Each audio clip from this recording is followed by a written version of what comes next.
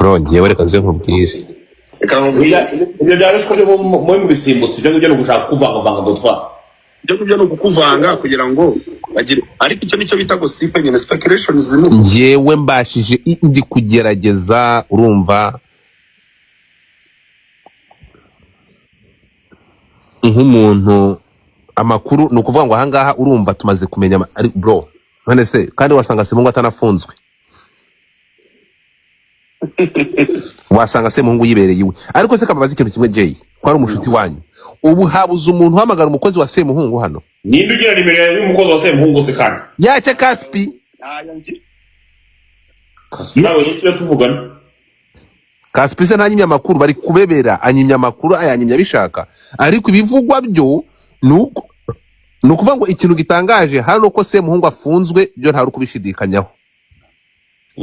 byamaze wowe urabishidikanyaho ko afunzwe kugeza maginga yanga sindabyemeza nanjye sinda none uburetse gato kuba afunzweho tumaze kubona ubwire ngo tujya dukora planka nyinshi no muri showbiz abantu bakora planka nyinshi ariko nta muntu yakora planka ko yafunzwe urumva none uyu nguyu hajemo ruswa abandi ngo yafashe harya barakurya bura gufata ku ngufu kw'abatinganyi